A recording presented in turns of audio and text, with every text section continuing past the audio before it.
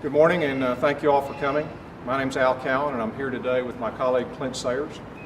We are past presidents of the Eanes ISD Board of Trustees and have joined other Eanes residents as Citizens for Academic Excellence in Eanes, or CAEE, in expressing our support of teachers in opposition to the Eanes ISD $52.5 million bond, which is on the May ballot. CAEE has guided voters in the past to avoid costly and unnecessary bonds. Our goal is to do so again. CAEE supports the preservation of the exemplary education programs for which the Eanes ISD has become known. However, this bond puts those programs at risk by building new, unneeded administrative facilities that will increase the district's operating costs, add to the existing annual budgeted deficit of over $5.4 million this year, increase the district's debt, and ultimately drain money from academic programs in the classroom.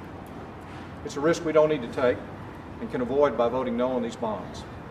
Our position is based on the following principles. Number one, the bond is based on the 2013 master plan and is fundamentally flawed. It's flawed because the projects in that master plan assumed our district student population was growing. It didn't.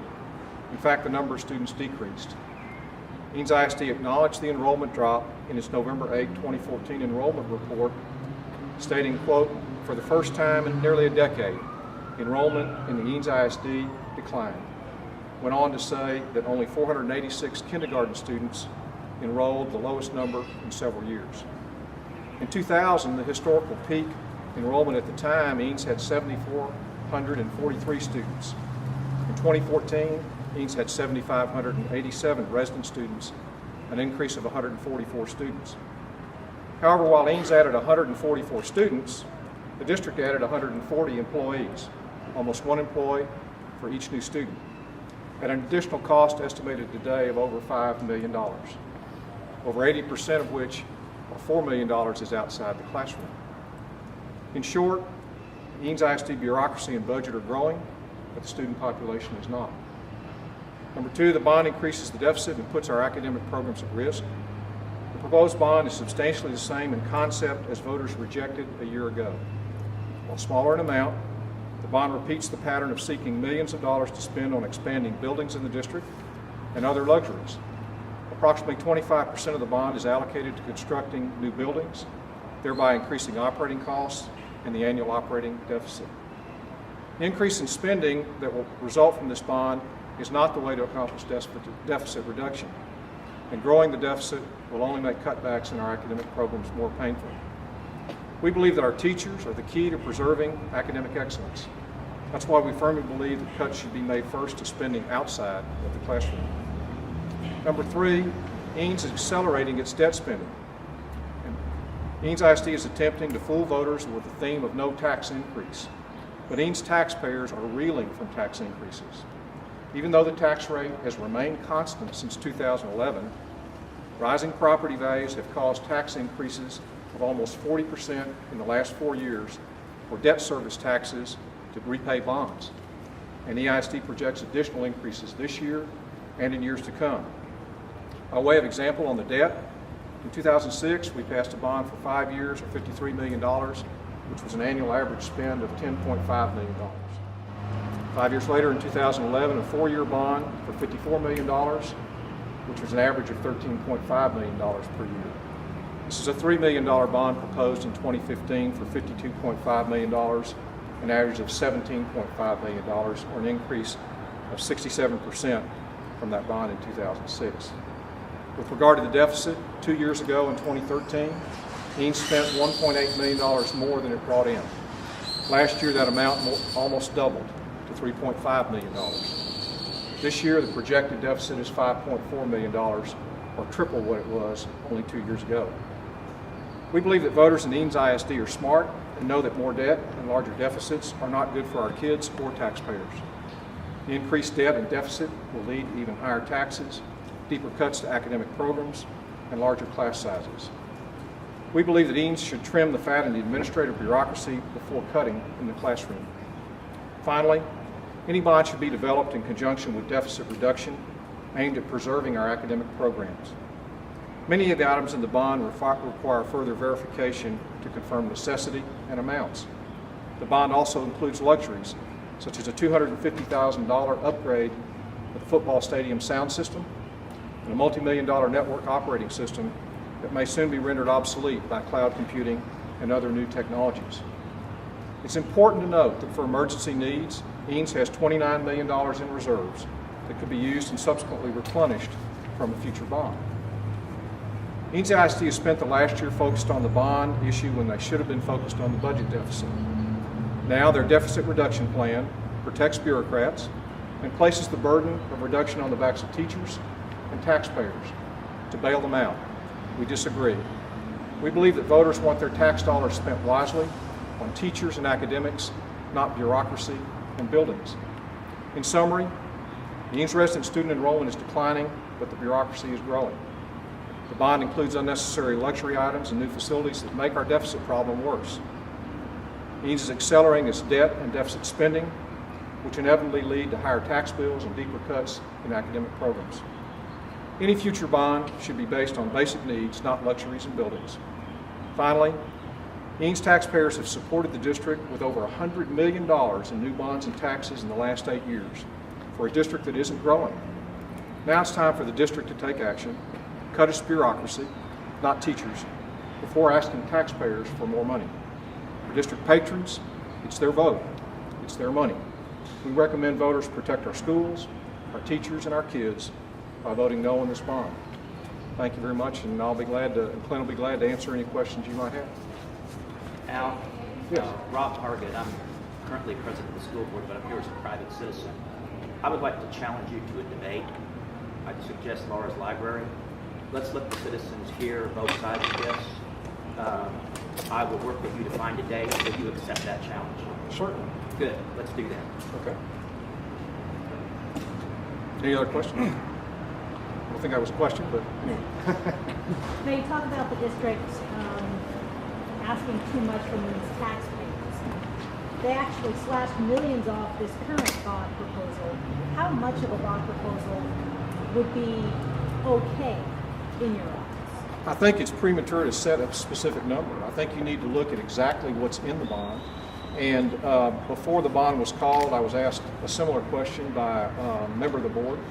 And my answer then was, I think that you're going to have to scrub it down to very basic needs. At the time and in this bond, something probably in the $30 to $40 million range, but you have to look at each individual project. For example, in this bond, we want to replace 8 school buses at $120,000 each. We replace those routinely after they reach, I guess it's 10 years maybe, or 120,000 miles. And so maybe, given our financial situation, we may have to drive the bus a little bit longer. Maybe we replace our iPads not every 3 years or 4 years, but maybe 5 years. So I think that the district has to look closely at when they're doing these replacements to ensure that the taxpayers are getting value, and at the same time that the assets are indeed still performing. But to answer your question, I think it's a function of what those basic needs are, because once again, we're in a deficit situation, and just like in your own family situation, if you were making less money, you'd probably have to make some cutbacks, and so we think the district should look carefully at the same thing. So at the same time that you say that I'm Cal Callis, I'm also on the school board, but I'm not here as a school board member, I'm here strictly as a private citizen. So at the same time you say we have 8 buses that we need to replace, then what happens? We think, okay, they're at the end of their natural life, but maybe we can squeeze another year out of them. What happens if one of them breaks down and we have to replace it? We don't have bond money to buy from. We have to take that money from M&O, and that's the money you say that we're strapped for, which is a true statement. We were challenged by M&O because of the school finance system. So there's an example of this bond where we're getting non-recaptured money from bond money that can proactively replace this bus before it breaks down, so we don't have to raise our fund balance and go into more deficit spending. On the other hand, in addition to that, buses that we're replacing, all but one of them are regularly powered buses, and we're replacing them I should say the district, is replacing them with propane-based buses. That's more efficient. That's going to help us on the M&O side. So your example there is misguided in terms of your objective of deficit spending. Well, that was a pretty long question for me to kind of dissect, but the district does have reserves that they can draw on, and they can replace those assets or replace those reserves in future years. But you're criticizing us for using those reserves for the maintenance and operation budget, Mr. Callen. You can't have it both ways. Yeah, I am criticizing the continual draw on the reserve, actually the continual deficit spending.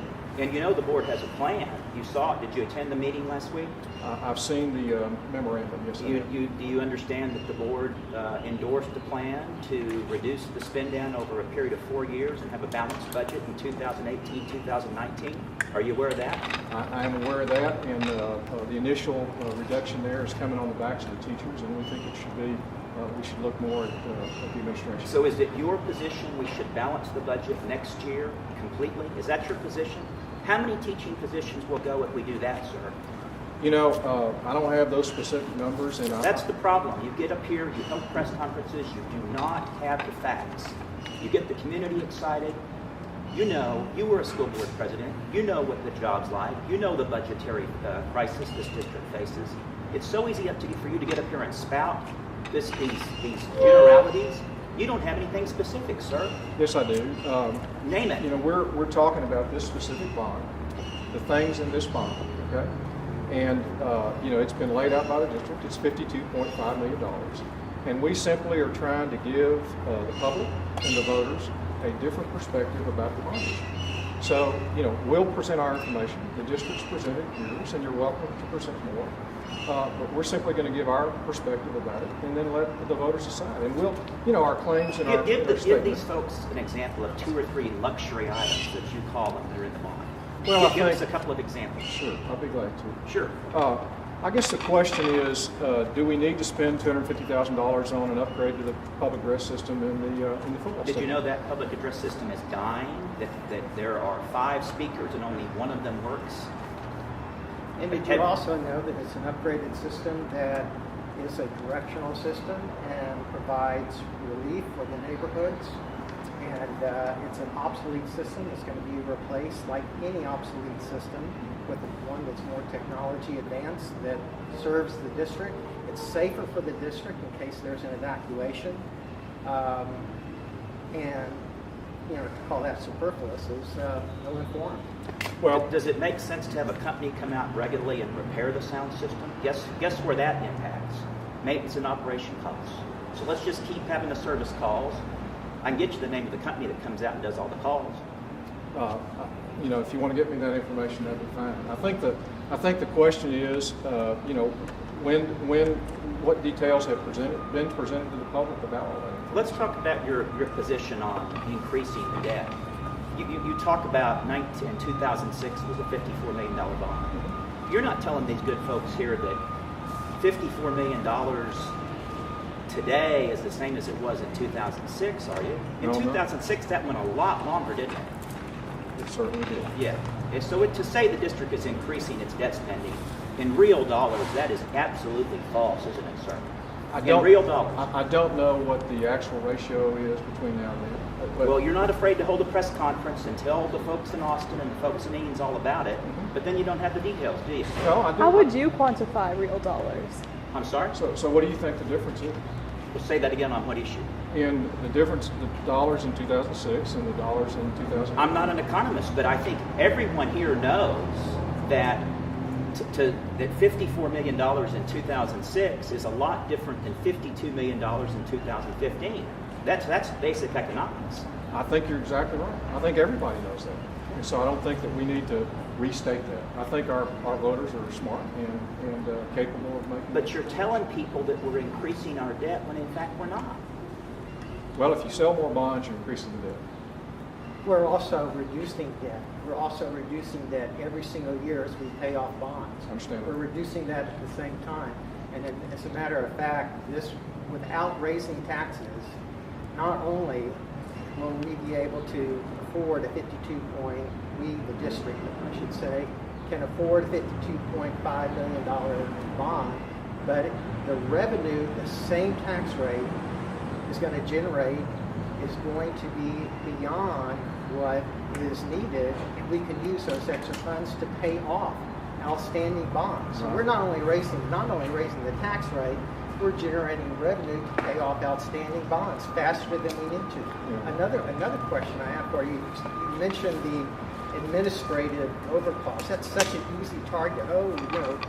Central administration. It's just, we have to cut the bureaucracy. 2 years ago, you wrote a letter to the Picayune claiming that an administration had a membership that the district paid for to a country club. That was blatantly false. Blatantly false.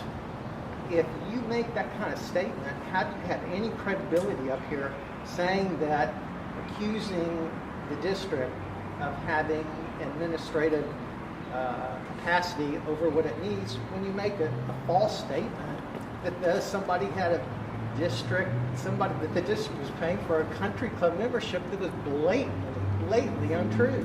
Well, the problem is, I think you're emphatically incorrect. I don't believe I made the statement, and if you do, if you can provide it to me. I have it right here. I'll be happy to. I can read it for you. Would you like that? Sure. Yeah, let's hear it. This was a letter to the Picayune, dated February 9th, 2012. Letter to the editor. And you say, and I'm going to quote word for word here, let's see. Because the school board casts blind eyes to their fiduciary duties, perhaps others should review administrative workloads and compensation that include, but is not limited to, private club memberships. Black and white, right here. You said it. Yeah, right here. That's your article. That's your article. Why would you say that? It is untrue. Where'd you get that? And why should people believe you when we say there's administrative capacity that can be reduced when you make blatantly false statements like that? Nobody at the Eames School District at the time or now had a membership to a country club that was paid for by the district. That's a false statement. You made it in public, in a public newspaper. I'd have to go back and look at my backup on that. It's right here. It's in black and white. I understand. And it's untrue. I understand, and I have to go back and look at the basis upon which I might have made that statement. KXAN ran an investigative report at some point in time in the past where they did a report and an analysis of school district superintendent compensation around Central Texas, and that included such things as private club memberships and car allowances and travel allowances and whatnot. And so I'd have to look and see if that was my source. But those types of benefits are included in school district superintendent's contracts. And Is it in this superintendent's contract? And was it in or the the last? last one? And that was a public record. That was public record. All you had to do was go to the internet and look at her contract, read it word for word, and there was nothing in there about a country club membership. And I'll be happy to look that up. There's all aspects of superintendent compensation that have been questioned in the past.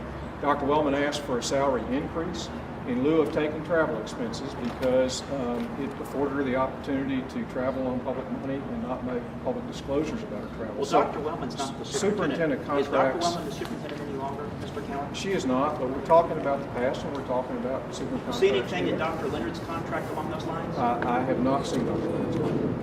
My point is you're making these statements and they turn out to be untrue and your credibility is really, really on thin ice. Well, Worse than I would say I'd have to go back and look at my backup. We intend and try to do our best to back up all of our claims. But you failed in this case. And I don't know if I failed. I'll have to go I back know to my you research. failed. I know you failed. Thank you very much for the question. You bet. Does anybody else have any questions?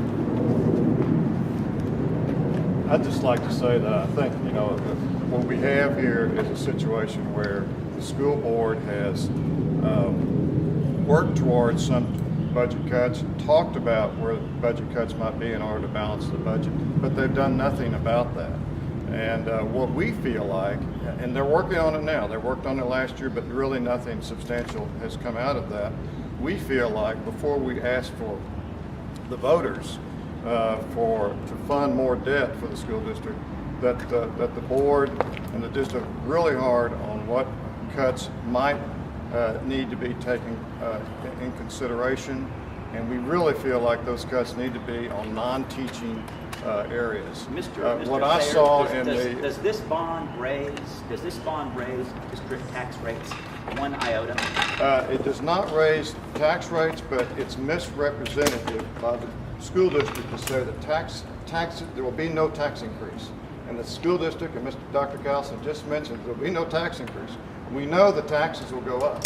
Well, the taxable value is going up. But that's not what you have said in your press releases. Yes, we said tax rate. If you look at the title of your tax release, of your press release, it says no tax increase.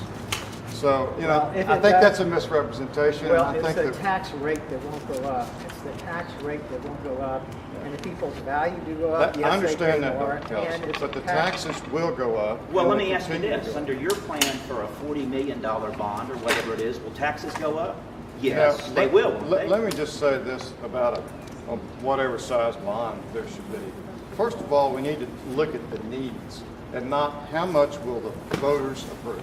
And that's all I heard out of the school board was how much are the voters going to approve? What is their stomach for a bond, The board rather had- than looking at what are our true needs? What do we absolutely have to have? Mr. Cowan, and the those board- may be in that Mr. $20 Cowan, million, $30 million the board held ratio. 5 community forums. What forum did you show up to and Mr. Cowan and voice an opinion?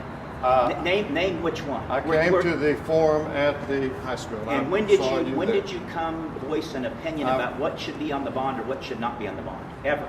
I don't know that I had any specific announcement at those So you meetings. lay behind the log, you wait for the board to call a bond, and then you oppose it. I wouldn't call this laying behind the log. Excuse me. And it's really hard for us to understand what's in the bond until you call for the bond.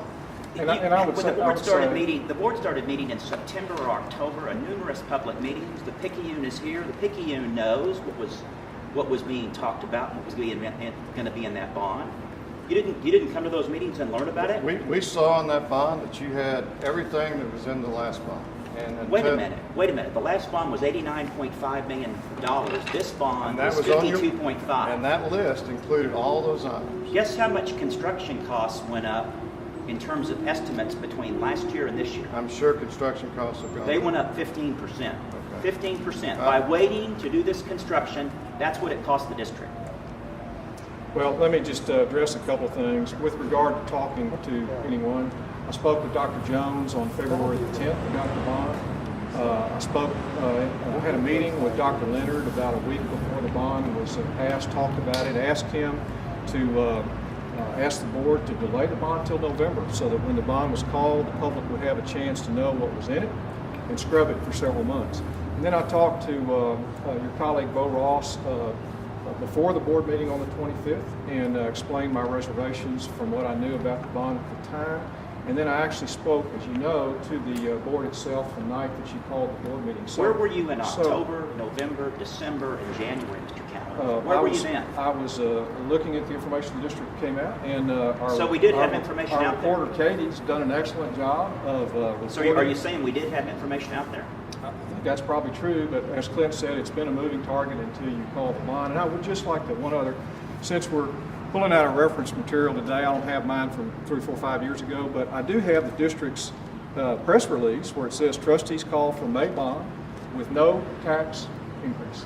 So, Dr. Callison, no tax increase is what the district has put out. I think when someone says no tax increase, it's implied that the tax rate is the same. That's What's pretty implied much- here is it's a misrepresentation.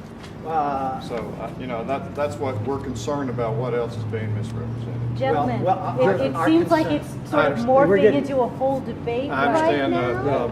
Mr. Hargett wanted to schedule a debate, but I guess And he decided I'm to looking have forward it to it. today. Looking forward to We're it. happy to answer your questions. I think we've gotten the answers to our I think you've questions. got enough. So the bottom line is the voters are going to decide this, right? Absolutely. The voters voted these guys into the school board. Voters were at the meetings. Voters were here. Voters were there.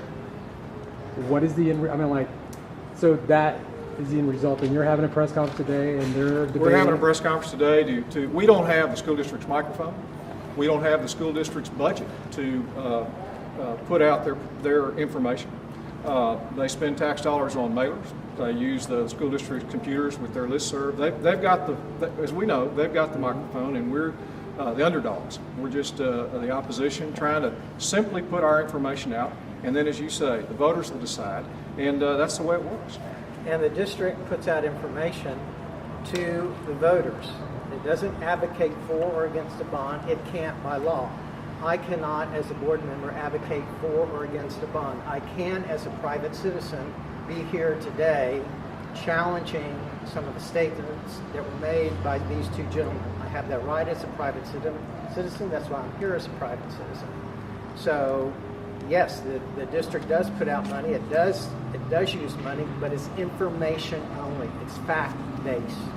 I would simply say, and I know we're running along, but we invited the press here today, and while these gentlemen are certainly welcome to have them, it was our intent to give you guys our information and not engage in debate. I apologize, but in any event, we're happy to have you. Thank you very much for coming. Any other questions? Thank you very much. Is everybody ready? Everybody ready?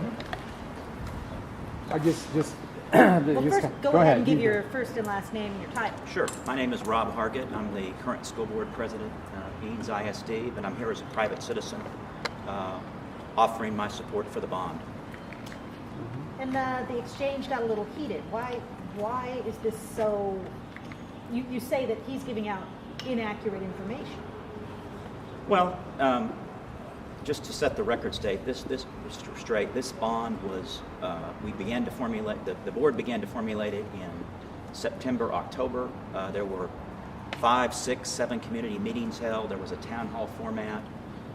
The board took last year's bond and pared it down considerably from what was previously an $89.5 million bond to a $52.5 million bond. It is not, it does not contain luxury items.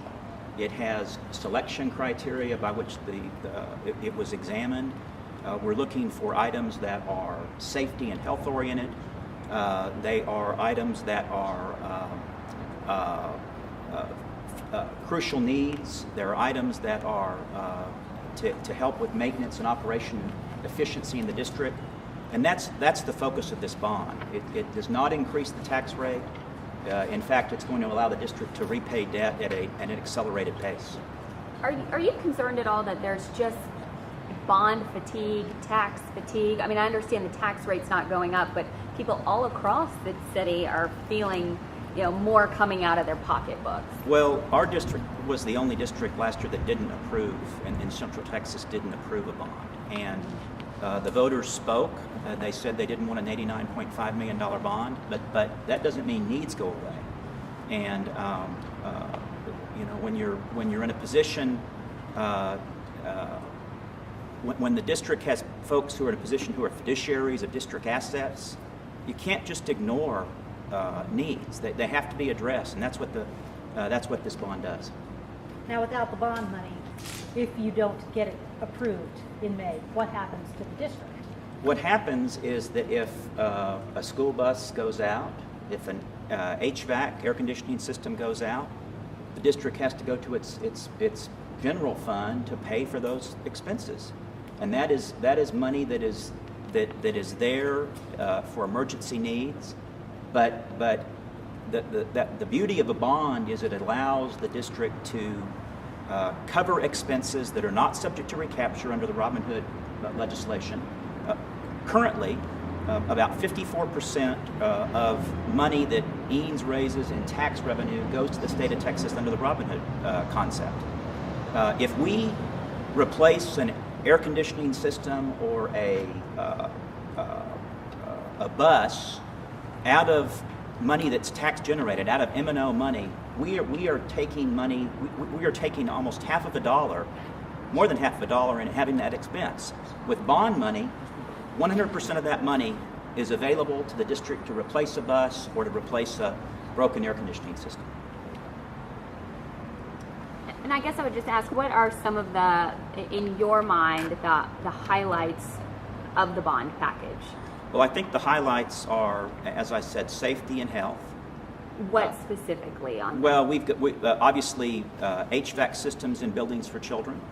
A lot of it is upgrade to facilities, keeping them current with code. We are also doing items that are crucial need. We have items have a useful life. Now, just because we're not replacing perfectly good materials. The district's not replacing perfectly good materials. The district is, if a bus lasts 140,000 miles, great. But if it doesn't and it breaks, then the district has to go and get that from the maintenance and operation budget, which I've told you is the one that's where we don't even get 50 cents on a dollar.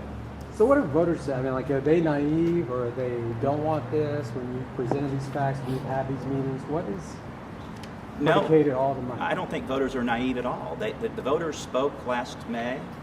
They told the district that that was too much. The board went to work. The board held community meetings, 5 or 6 or 7 meetings. There have been numerous presentations throughout the district. Voters will make up their own mind, but we feel like that voters need to hear both sides of the story. So you said this that the bond is addressing the crucial needs. How does the district assess the crucial needs of this? Well, one of the ways the district assesses crucial needs is there's a report called the Alpha Report, and that's an international. That's a company that's a worldwide corporation that goes around and assesses facilities. They don't have an interest in building. They don't bid on construction process for the district. And if just as businesses and just as people in their home have assets that need to be analyzed in terms of whether they're still useful or not, the Alpha Report addresses that, and it looks at, for example, what is the reasonable life of an air conditioning system? When do we need to replace the roof on a building? And so those are the kind of outside experts that all school districts utilize, and Eanes did the same thing here. Could I just interject, since Mr. Hargett interjected in mine? Sure. The Alpha Report is an interesting report, but for example, they define the useful life of many components, and clearly over time things have to be replaced. But as an example, they assign a useful life of 25 years to a window in a school building. And they say that after 25 years, the window has reached the end of its useful life and should be replaced. So I think it takes some judgment to determine what components are in need of repair. And I think that the school district can and probably should rely on their principals and their maintenance people to evaluate those specific conditions, and the Alpha Report could be used as a guide, but to say that something's beyond its useful life and just arbitrarily needs to be replaced, I think should be further evaluated. And Mr. Hargett mentioned that last year in May, the voters turned down an $89.5 million bond, and part of that was to build a new elementary school on Cuernavaca. And I wonder if you could speak to us about your negotiations to go ahead and purchase the land for that new elementary school. I can't. I'm not here as a board member. I'm here as a private citizen. I can't talk about things that go on at the board. Well, as a board member, my representative, I'd appreciate it if you bring the public up to date in the next board meeting about negotiations on the purchase of the land. I don't know if it's on the agenda. We'll see. As soon as you put it on the agenda, we'd appreciate it. Thank you.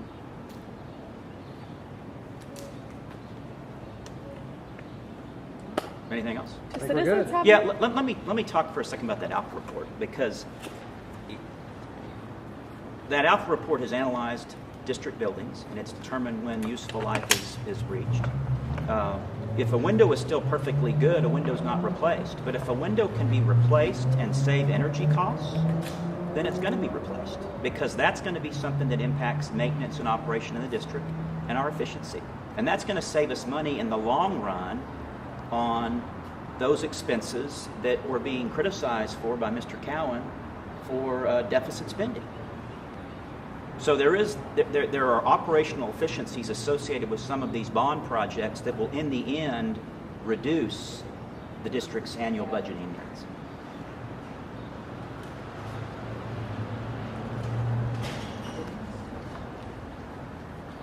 Okay.